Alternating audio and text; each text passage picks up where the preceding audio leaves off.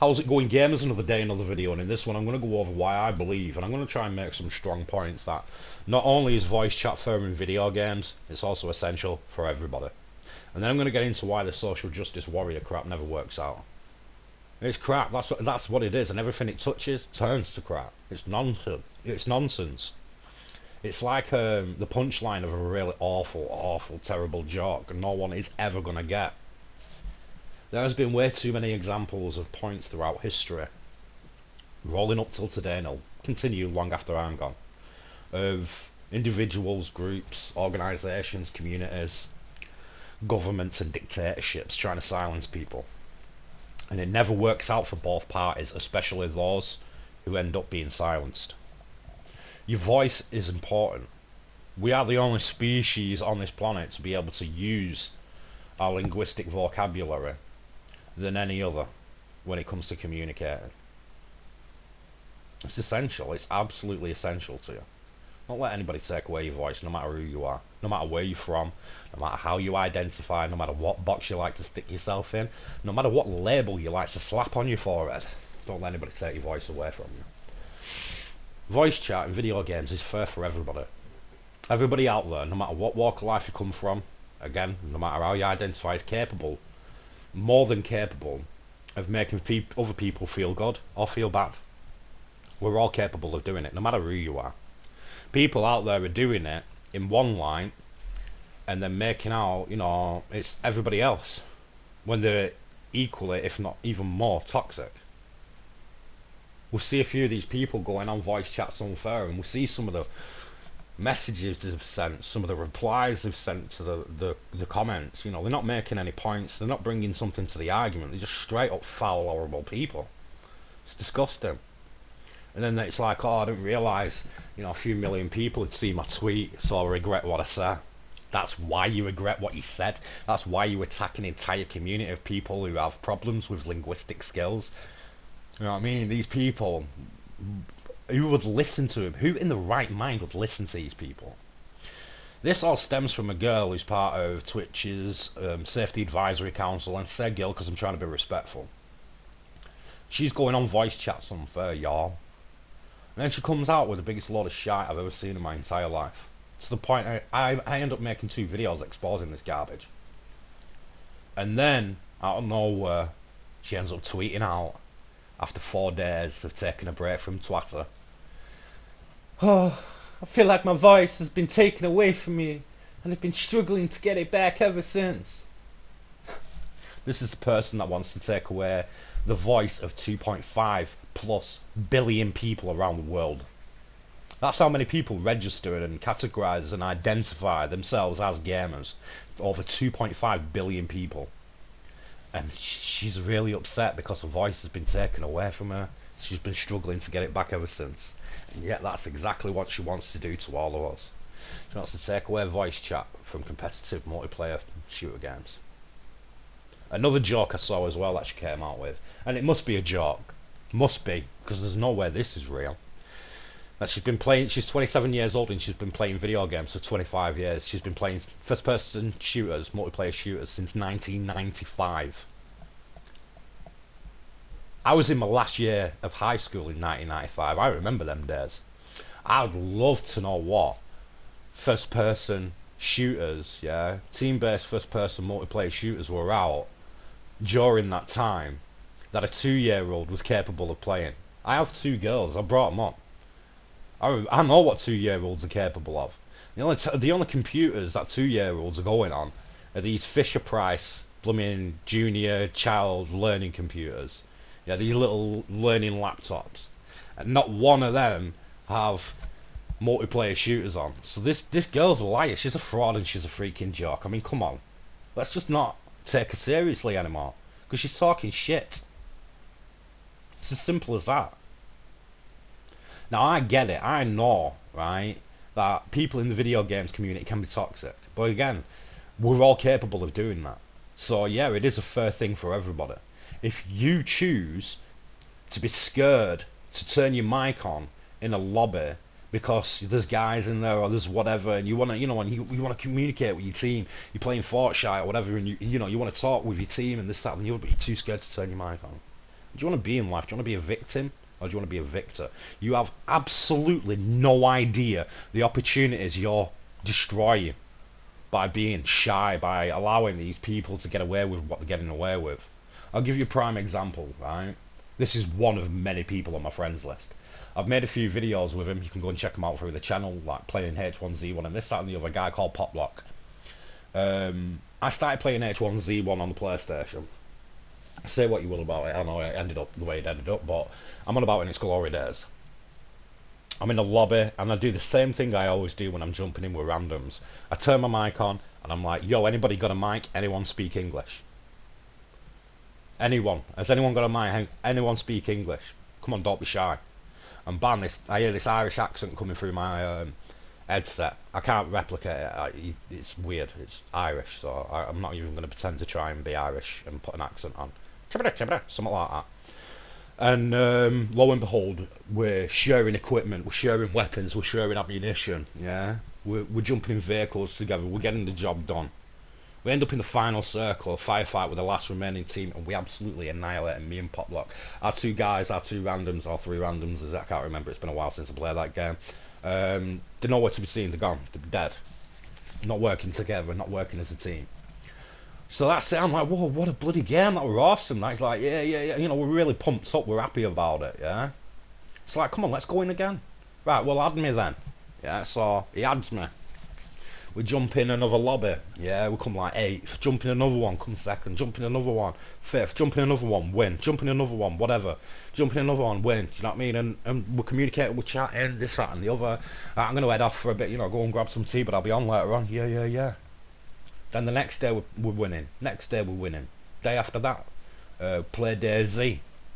We're going around on adventures around Cherno. Yeah, trolling people or trying to get things done, build a camp, learn how to play DayZ together. He's on Google looking at things, I'm on Google looking at things, we're sharing information with each other. Then we're playing Corn and Exiles, and then we're playing this, and then we're playing that. And then there's another guy, you know, he's got a mic, and he's jumping in. And before you know it, there's not just 2 of us, there's 10 of us. Got a clan going on Corner, we're getting shit done, yeah? That's just one example of one guy on my friends list. I've got like 200 plus people who I've added who aren't people I know in real life or know somebody who I know in real life. Must be about 200 people on my friends list, I'm guessing. I'd have to take a look, but who I've met because I've turned my mic on. And you end up learning about the culture, you end up learning how, you know, their nation's different towards your nation and how they do this and how they do that. You know, you get to tell them about dumb laws that your nation has that they'd never believe. You get to tell them, like, you know, what the news is telling you and what's really going on and yada yada yada. Gets to talk about last week's freaking SpongeBob. Whatever it is. But you feel less, you know, alone. You feel like, you know, you've got somebody eventually you can go and talk to about things, and they, you know, hopefully they can talk to you about things as well, and it's comforting. You know, you end up building a relationship with these people, friendships and things like that. You never met them before in your entire life. You don't know each other on social media or anything like that. But you end up just gelling, yeah? You have no idea of how many people out there who are more than willing to jump in lobbies with you and go through all sorts with you and have a laugh doing it, and you're missing out big time because you're too scared to turn your mic on because there's a couple of trolls out there who are just awful people. Don't let them do it. At the end of the day, do you think they win? Do these people win? These people who are toxic? If voice chat eventually is taken away from multiplayer games, I think if it's team-based shooting multiplayer games, yeah, voice comms gets taken away, who wins? These trolls don't win because they've no one to harass anymore. There's no one to whose feelings they want to hurt, and this, that, and the other. We don't win because we've had voice chat taken away from us. You know, who am I going to add? Yeah, who I'll never speak to, I never talk to, or anything like that. Why would I add them? I just don't understand why I'd add them, or why they'd add me. I've had it before. I get random requests in my friends list. I'm like, who are you? How have you got my PSN? Do we know each other? And this, that, and the other. They'll explain, blah, blah, blah. I'm like, well, jump in a party. We'll start talking, you know what I mean? And it's like, they could be like idiots, might not be. But at the end of the day, if you've got your mic on mute, you're not talking to your team, no matter what a game it is, you have no idea what you're missing out on, truly. Yeah, you've got no idea of the awesome adventures in video game land that you're missing out on. Yeah, you're really handicapping yourself, and it's horrible. There's people out there that want voice chat removed from video games because they believe it's unfair. It's only unfair to them because they choose to allow it to be. These are the same people who've got absolutely no problem whatsoever being extremely toxic and extremely vocal on Twitter about this, that and the other. Oh yeah, they're really shy then, aren't they? They're really scared then, aren't they, these people? Yeah, real victims then, aren't they, when they're blapping on the way they do, labelling everybody who's against this as white supremacists and so on and so forth. Come on, give me a goddamn break. It's not going to work out well. And if they do end up taking voice chat away from video games, it's going to be a hell of a long time before we end up being able to be in the position where we can fight back for it. We're going to end up having to prove that we need it back. It's going to be a global censorship at its finest. 2.5 plus billion people. So that's why I believe it's fair, and it's also essential. Not just for everybody, but for yourself, you now, watching this video. This SJW, the social justice warrior shit, is just that.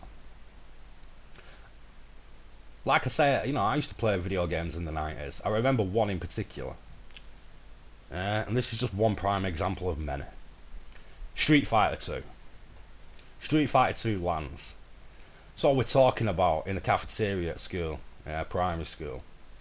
Who's the best, you know what I mean? Obviously, again, I'm not going to keep having to repeat myself because we all know now that we've grown up. It's obviously Ken Masters. Yeah, he's the best in Street Fighter 2, especially Turbo. But you end up, you've got a Chinese girl, Chun-Li, got a Japanese old beast guy, Honda. You got a guy from India who's mastered a yoga-style martial arts, Dalsim. You got a Latino from Spain, Vega.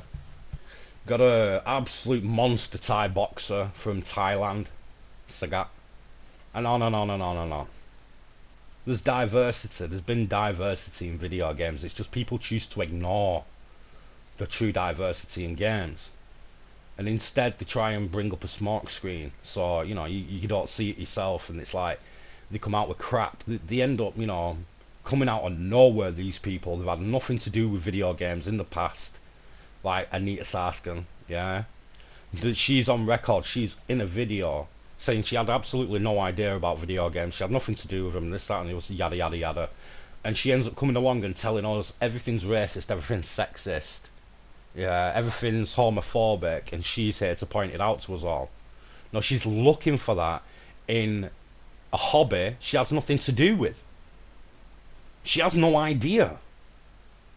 If you're going to come into an industry and say, right, I'm here to tell you what is sexist, what is racist, what is homophobic, trust me, they'll go out of the way to find the most dumbest stuff ever to say that's exactly what it is. And look at what she's ended up doing in the past. Everything she's touching is turning to crap. We've got it right now happening with The Last of Us 2. There's examples before this. But we've got it right now with Last of Us 2. We're going to make Ellie a lesbian. Right, well, fair enough. And then Ellie's going to watch the guy who's brought her up for the past plus years get murdered with a golf club. And then Ellie's going to get her face starved in. All in the name of inclusivity. That's what they're doing to a young lesbian girl in a video game. Who wants to be a part of this madness? Who wants to see that? They did it with Battlefield. World War II, we're going to have women on the front lines, yeah, for the Allies and the Germans. Everyone's like, whoa, this is a bit of a bad idea. Some people had one thing to say about it, but I was always like, I'm going to have the ability to jump in a crocodile tank and incinerate women all over the battlefield in a Second World War game. I'm going to have spades, I'm going to have axes, I'm going to have knives, all different shapes and sizes, to go around and chop these women up. Wait, this is a bit ethically, you know, I'm not feeling like I really want to do that. That's pretty freaking horrible. And then you get the game and you're playing it and you down these women and you hear them screaming out to the team. It's horrible to listen to. Who thought that'd be a good idea for the sake of inclusivity and diversity? You want to make a Second World War shooter? based around a woman on the front lines. Easy. Yeah? Look at Sniper Elite. You make a Sniper Elite style game and you've got a Russian girl, yeah, a little flipping sniper wolf from Soviet Union, and that's your character, and you're going around blapping Germans, German officers and this, that and the other. I reckon it'd sell if you did the game good enough, if you did the character right, you know, you did this, that and the other, it'd sell, it'd be a great game. And it'd also be more realistic than half the crap that DICE ended up pumping out in that one. And what ended up happening to what's happened to Battlefield 5? Where is it now? They released content for it for a little bit. It's bleeding money. No one bought it in the right mind except for the hardcore ones who love Battlefield. They were like, "Oh, let's give it a chance, boys." And then it's just mediocre. The levels are crap. The weapons are crap. You know, and they end up ditching it. They've left it. It's dead. They've killed it. Their own team have killed it. And they got greedy with Battlefield 2, Battlefront 2, you know, they got greedy with that, so they're dumping that as well. All in the hopes of being able to chase the next Battlefield as next gens come out. But yeah, Battlefield 5 were crap. Last of Us 2, it's not even out yet, and people are already hating it. They don't want anything to do with it. How do you do that? How do you get a game that's an absolute sheer masterpiece? Yeah, that's had people on stream playing it crying before the freaking game's even started. It's that glorious. It's that emotional, it's that gripping. How do you get that and turn it into a big steaming pile of turd? That's simple, you sprinkle a little bit of SJW in there.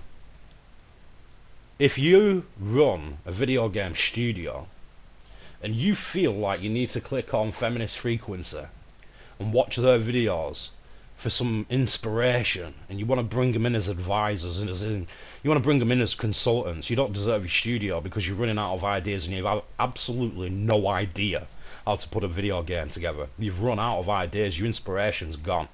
And trust me, these people who are not in the industry, who've turned up to tell you what's what and how to do your job and how you should be living your life, you're turning them to them for inspiration. I mean, you deserve exactly what you get. It's as simple as that. You don't need advisors and consultants coming telling you how, you know, you should and shouldn't be making your games.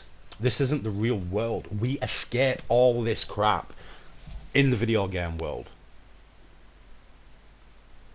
Most people out there I know who play video games, who are gamers, have done so because of escapism. You've wanted to escape from whatever it is in the real world that really, really pees them off, and enter a world where they can just, you know, go on adventures, do what this, do that, you know, and you're infecting it. You're seeping into it. You spread through all forms of entertainment like a virus. Look at what it's doing for the comic book industry right now. You know, you get a guy coming along and he's going, "Oh yeah, I'm going to revitalise an old team of superheroes." And one of them, she's got a magical backpack. Get in! Really? That's your creativity? I'm going to make this girl, she's a superhero because she's got a magical backpack. Who is she? Dora the goddamn Explorer?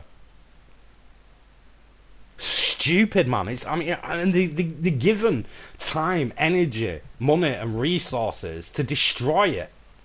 And nobody thinks, oh, maybe this is a freaking bad idea until, yeah, they've already thrown out there what they're going to do, and they're looking at the dislike ratio, and you know what? Internet trolls. What a great way to win everybody over. You know, call them trolls, say it's, oh, you're all abusive, you're all this, you're all that. Buy our product. It's a freaking joke. Anyway, that's the video. I'm going to put some links in the description for other things out there. I really do hope you go and check them out, because they do relate to all of this. The video games industry, I believe, is one of the last lines, yeah, of defense when it comes to alternate realities, alternate worlds, fiction, and so on and so forth. The comic book industry is allowing it to seep into there, and it's slowly fading out. They're struggling. Hollywood is doing the exact same thing. Yeah, we've got series here, there, and everywhere where they can't come up with something themselves, so they have to steal a character. You know, they have to bring some other character in, and they have to change this person into something that suits them, for them, and it never works out because they're a tiny, annoying, loud, tiring minority of people. They don't represent all of these diverse communities. They're just the mouthpiece of some absolute pure garbage. Why would you even give them the time of day? It's down to a few things: money, power, and influence. That's what they all want. They want the money that the video games industry pumps out, which is an absolute insane fortune. They want the name that's linked to being part of the video games industry. They want the influence. Yeah, they want to be able to go out there and influence and literally change everything to suit them. The biggest, worst, most toxic part of the gaming industry isn't its community. It isn't its studios or its developers or its products. The worst part of the gaming community is the mainstream journalist sides. I want to give you a prime example now, and you can go out there over and over and over and over and look at these people who work for these places. Look at what they've done in the past. Yeah. I'll give you one example now. There's a grandma. There's an old lady, senior gamer, and she loves to play Skyrim. She's been playing it for a long time, and due to health conditions and other reasons, she's ended up playing the game less frequently, and she's told her audience about this. And you know, there has been a few videos out there made by YouTubers, and they've realised the mistake and they've pulled the video. But you know, you end up with these gaming mainstream journalist outlets out there who are saying, "Oh, look at them, they're attacking a grandma. These people, the harassers. Yeah, oh god, the gaming community is so toxic and horrible. What have they done? They've put this poor old lady off playing Skyrim." And then this poor old lady, you know, they're trying to turn into a victim, turns herself into a victor, comes out and goes, "What the bloody hell are you on about? This is garbage. This is nonsense. This is not why I'm streaming less frequently. It's down to health issues." Yeah, so do you want to delete this? And did they delete it? Did Kotaku and VD whatever bloody did they delete the absolute bullcrap propaganda? No. Did they heck? Not enough people clicked on it yet. Not enough people clicked on it and, you know, got the ad revenue up, because we've got advertisers slapped all over our mainstream journalist gaming bloody sites. They're the real problem with the gaming community. Trying to make out that there's bigger problems than there is. These are the ones who are trying to link things going on in the real world with the gaming community. You know, they write hit pieces with no absolute foundation of truth whatsoever. They call for people they're really, really jealous of, yeah, who've got an opinion different to them, to be silenced on social media. Oh, this guy here, yeah, he's a really, really good streamer. Yeah, he's got a brand going. He's making money. He's getting the views. Yeah, people are listening to him. That should be us. Silence him. Get him banned off Twitter, Twitch. You need to ban him. These people who run these companies, these streaming services, or these social media sites, look at them and actually consider doing it. Fuck are these people? Why are you listening to them? They're no one. They're just some jealous little child who wishes they had an ounce of the success these top dudes up there have. They ended up doing with Dr. Disrespect, who is basically a goddamn character. He's not a real person. Yeah, he's a character. He's a fictional person. He's a brand, and he's killing it. Say what you will about him. Yeah, and he, you know, the way he is, the way he comes across, he's like proper masculine alpha shit. Yeah, proper alpha male, and they hate him because he's successful with it. He's earning money with it. Yeah, they hate him because they can't be him. They can't change him. They can't look at him and make out that his image is bad,